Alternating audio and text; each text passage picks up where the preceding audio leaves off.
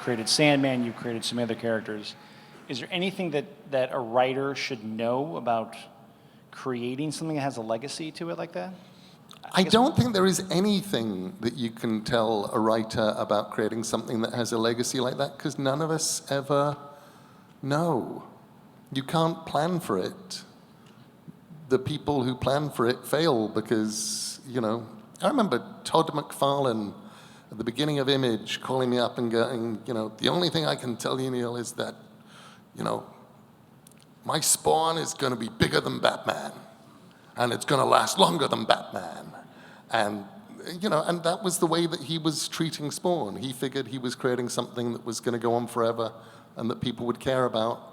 And, the world has its own opinion on the matter, and that's okay. So I don't think you can plan for that. I think you can hope. But at the end of the day, what's going to be important is what works. There were hundreds, probably thousands of heroes that followed Superman. The vast majority of whom are tiny forgotten footnotes that even mad comics fans would find it impossible to identify. With Sandman, I assumed I was creating something that was going to be fundamentally disposable. The era that I started Sandman, there were no graphic novels. So that's kind of hard to imagine, but ongoing comics titles did not have collections of things. There had been a few collections. Dark Knight Returns had come out as a book. Watchmen had come out as a book. I think Camelot 3000 had come out as a book. There were a tiny number of these things. But what was important about them was they were all stories that finished.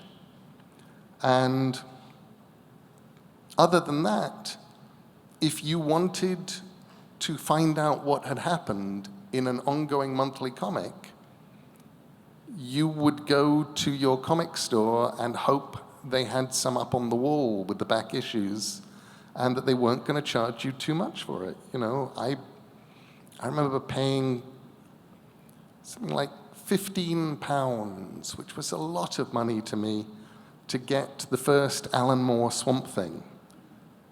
And it had only been coming out for about a year or so, but I wanted to find out how it began. So that was how it worked. And Sandman was the first comic, due to a series of bizarre accidents, the first mainstream comic where they collected an ongoing storyline while it was still going on. The first Sandman graphic novel was The Doll's House, which was Sandman's 8 to 16, the original version. And it had never been done before, and it was successful, and a couple of months later, they brought out the first book, Preludes and Nocturnes, and the third. And many comic shop owners were very unhappy with this. As far as they were concerned, they were making their money on charging people a lot of money for Sandman #1, and Sandman #2, and Sandman #3, and now people could just get the story. Were we out of our friggin' minds? We were destroying the entire basis that comic shops worked on. But you did something that hadn't been done before. Women were coming into comic book stores and were reading comics for Sandman, and that's why they started creating graphic novels. So this is the reason why women are now one of the largest groups of readers of comics. I think we definitely helped. I used to get people who looked like the comic store guy on The Simpsons coming up to me in San Diego, sticking grubby hands out and saying, "You are the reason women come into my store." I had not seen any women in my store, and then Sandman, and then the women, they come into my store.